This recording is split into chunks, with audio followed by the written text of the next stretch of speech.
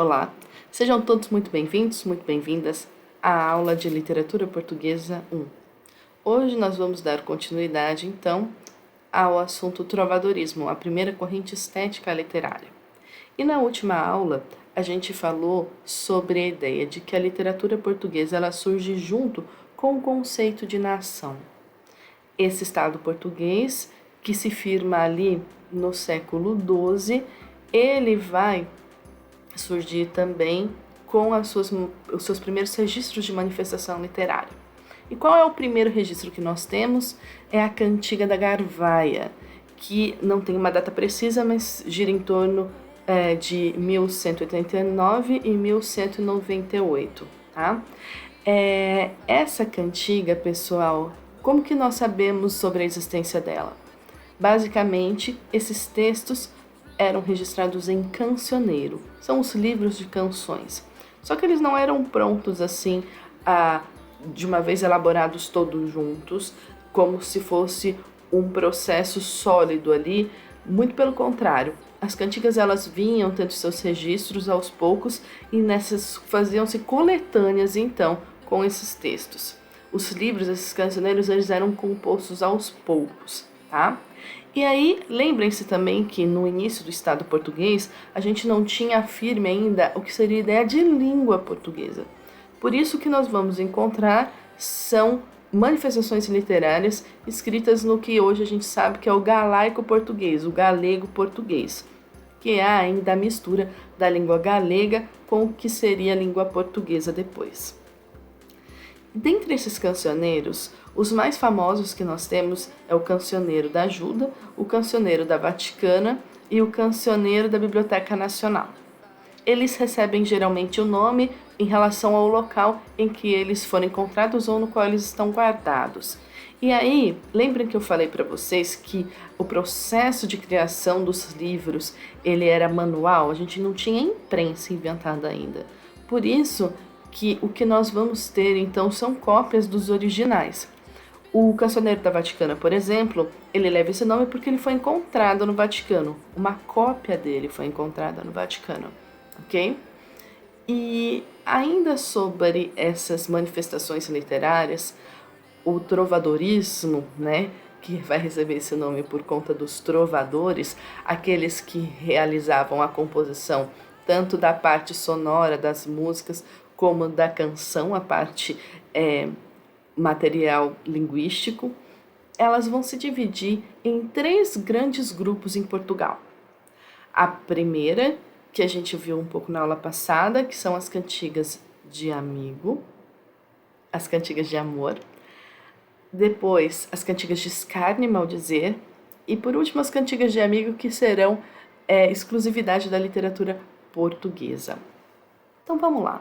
Quando a gente fala em termos de poema, a literatura em si, ela vai ter ali dentro uma voz. Nós vamos considerar essa voz como uma voz pertencente à própria obra literária, diferente da persona, do sujeito que cria essa obra.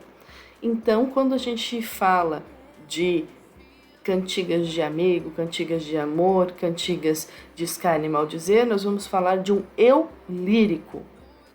Esse sujeito, então, que existe dentro da produção literária, dentro da cantiga. No caso das cantigas de amor, o eu lírico será sempre masculino. Ele é como a voz de um sujeito enamorado por uma dama inatingível.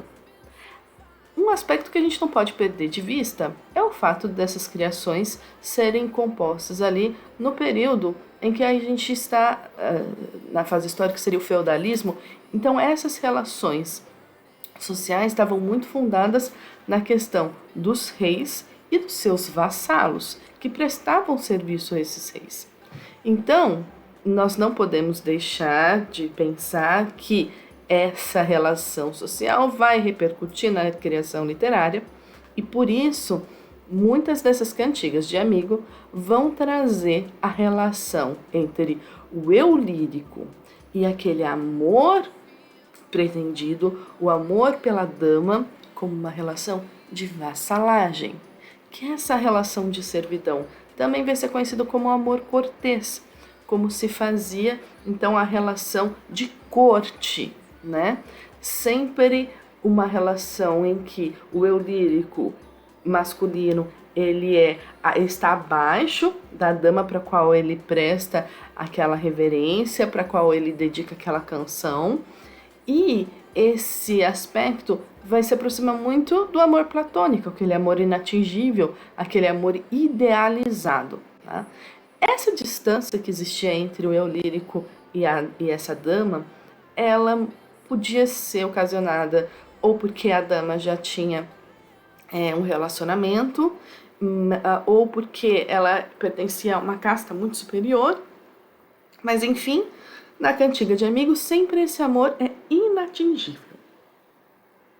Agora, essa dama, essa mulher desejada, então ela não vai retornar, ela não vai manifestar de volta essa atenção dedicada pelo eu lírico. Ela vai ser sempre inacessível e ela vai ser chamada geralmente de minha senhor ou minha dona, tá? E senhor aí pode equivaler a mulher, tá? A gente tem essa ideia do feminino, mas a palavra senhor era usada para se referir à mulher também. Aqui do lado, então, nós temos um exemplo de cantiga de amor. É um fragmento da cantiga Ai, minha senhor, lume dos meus olhos. Eu já digo para vocês, já adianto que essa cantiga já tem algumas adaptações para o nosso português atual, né? Ai, minha senhor, lume dos meus olhos, o vos não vir, dize-me, por Deus, que farei eu, que vos sempre amei. Então, ai, minha senhora, diga para mim, se você não vir, o que eu vou fazer, porque eu sempre te amei. Então, ele se dirige à dama, esse é o lírico, mas ele já demonstra o seu amor e como ele é inatingível. A questão agora da inovação portuguesa. Lembra que eu falei para vocês que a cantiga de amor ela tem origem provençal? Na última aula nós vimos que a região da Provença ali, por conta das migrações em razão das cruzadas, elas chegaram até a Península Ibérica e mantiveram características então das cantigas provençais nas cantigas de amor. Agora, as cantigas de amigo, elas são uma criação da Península Ibérica, mais precisamente de Portugal. E qual é a grande diferença da cantiga de amor para a cantiga de amigo? Lembra do eu lírico? No caso, a cantiga de amigo, ela tem um eu lírico feminino. E essa, então, mulher que se declara, essa mulher que se apresenta, ela não vai mais, como na cantiga de amor, estar num lugar abaixo em relação ao Senhor, em relação ao homem que ela deseja. Muito pelo contrário, ela vai ter uma relação de igualdade e a relação amorosa retratada na cantiga, ela, em grande parte das vezes, também é uma relação que já foi concretizada. Nas cantigas de amor, nós temos mulheres, são mulheres simples, mulheres do campo, muitas vezes, que estão se dirigindo à mãe, a uma amiga, para falar desse amor, para falar do que muitas vezes ela usa a palavra enamorado, que por algum motivo não está presente, ou porque foi alguma guerra, ou porque naquele momento eles tiveram que se separar. Então, a cantiga de amigo, assim como a cantiga de amor, trata do sofrimento amoroso. Só que a sua principal característica é o fato de ser um eu lírico feminino, então, retratando o amor por um sujeito masculino. E agora nós temos também um fato curioso em relação à origem dessa cantiga. Por quê? Porque é sabido que as manifestações literárias em Portugal, elas são criadas basicamente por homens. E muito do que os livros trazem, que explicam essa origem, a gente tem aqui um dos principais teóricos da literatura portuguesa, Masson Moisés, e ele traz, com base nos estudos da Carolina Michaelis e em outros teóricos, o fato de os trovadores conseguirem captar esse sentimento da mulher e por isso representarem ali na poesia o que ela pensava, o que ela sentia. Porque, de fato, as mulheres não tinham escolarização nessa época, muito menos podiam se apresentar em lugares públicos como era a figura do trovador, que no mínimo ele sabia ali, conhecia da palavra, conhecia muitas vezes inclusive a questão da escrita, que era algo muito diminuto nessa época. Porém, a gente tem o Manuel Rodrigues Lapa, que é um outro teórico português que vai fazer uma pesquisa sobre o assunto, e nesse levantamento ele percebe que havia mulheres que na região ali, que hoje a gente conhece como a região de Santiago de Compostela, elas participavam, elas participavam das comemorações religiosas e elas faziam então apresentações, o que não era comum nessa época. Muito também a contragosto da igreja, que não cultivava a questão da mulher em apresentações, muito menos apresentações festivas, assim, no caso em que ela era a figura principal. Lapa vai dizer então que a origem dessa cantiga de amigo com o lírico feminino vem daí, porque ele observou que essas mulheres que participavam dessas apresentações dedicadas a Santiago, elas foram ali, quando teve a mudança então da figura do trovador, que se dividiu para a figura do poeta, que era aquele que compunha exclusivamente a questão da letra, da escrita, né, da obra literária. As mulheres então saíram de cena e predominou o homem. Mas é muito interessante a gente pensar que houve então uma outra possibilidade de explicação para a origem da cantiga de amigo, que é uma exclusividade da literatura portuguesa. Outro tipo de cantiga que era muito comum eram as cantigas satíricas, que se dividiam entre dois grupos, cantigas de escárnio e maldizer. As cantigas de escárnio, pessoal, elas eram cantigas que faziam essa crítica, tiravam sarro, faziam graça, só que não deixavam claro a quem estavam criticando, quem era o objeto ali do riso. E outra característica também é que elas não usavam palavras de baixo calão.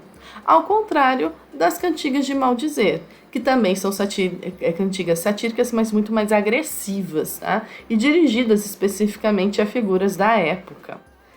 Aqui eu trouxe para vocês também algumas características dos cancioneiros, porque a ideia que nós temos a princípio é que esses livros eles contêm produções literárias antigas de um determinado grupo de pessoas, de um determinado período, e como se fosse um livro consolidado. Mas como eu já havia dito, esses livros são agrupamentos de texto.